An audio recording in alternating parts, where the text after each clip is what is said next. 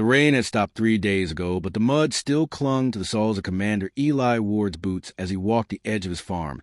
He never expected to retire this way after the wars, but Earth was closed now. No more off-world patrols, no more military fleets, just quiet fields and the scars of the past. He was fixing the irrigation pipe when he saw her standing at the edge of the crops.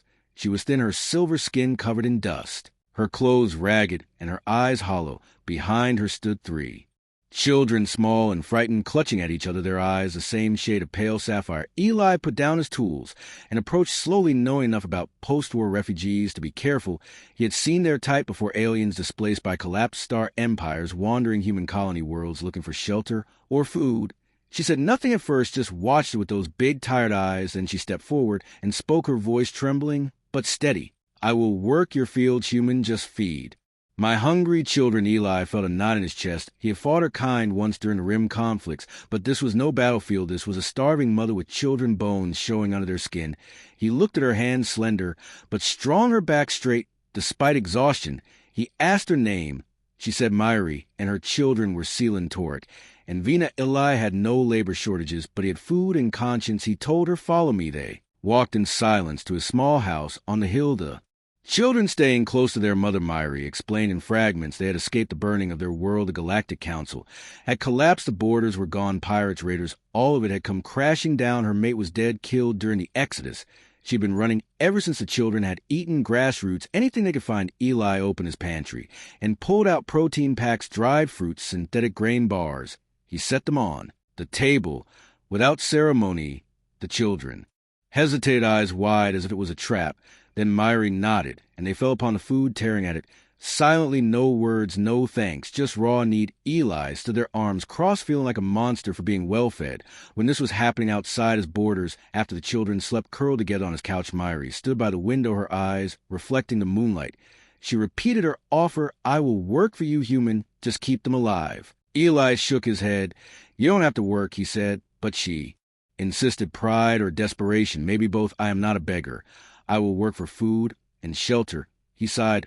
"All right, then we plant the east field tomorrow." She nodded once and stood guard over her sleeping children. Her species did not sleep easily anymore, not after what the galaxy had done to them. The next morning came with mist over the crops. Eli handed Myri tools and seeds. She worked silently, methodically, teaching her children to follow her steps. They dug small holes, placed seeds, covered them, patted the soil. Toric, the oldest boy, did not smile, but his eyes stayed alert. His small hands mimicked his mother's. Vina, the youngest, stumbled, but Myri picked her up, whispered to her in soft alien words. Eli watched from a distance, wiping sweat from his brow. Days turned into weeks to planting.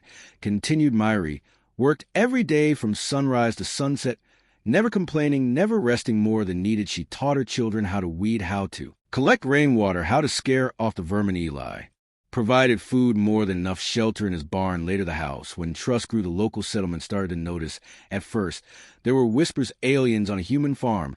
Wasn't that dangerous? Didn't they fight us once? Eli shrugged them off. They're hungry. He said, "They're not soldiers anymore. They're farmers like us." Some men grumbled, some women whispered, but no one challenged him directly, not after what he'd done in the wars. His reputation was still sharp as a blade. Myri learned quickly. Her kind always did. Fast reflexes, genetic memory. Maybe, but more than that, hunger was a powerful teacher. One evening, after a long day, Eli found her in the kitchen, helping Vina wash her hands. A little girl giggled, splashing water. Myri smiled, the first real smile he had seen on her face. Since they met, it broke something inside him. He realized, and this wasn't charity anymore. This was survival for both of them. The harvest came months later, and it was plentiful. The east field bloomed heavy with crop. Eli's farm thrived, and so did Myri's children. Seal had grown stronger. Toric helped repair the fence. Vina sang little songs in her alien tongue while carrying baskets of grain. It wasn't perfect, but it was life. Then came the trouble. A gang of raiders, ex-military deserters, drifted into Valley, armed, desperate.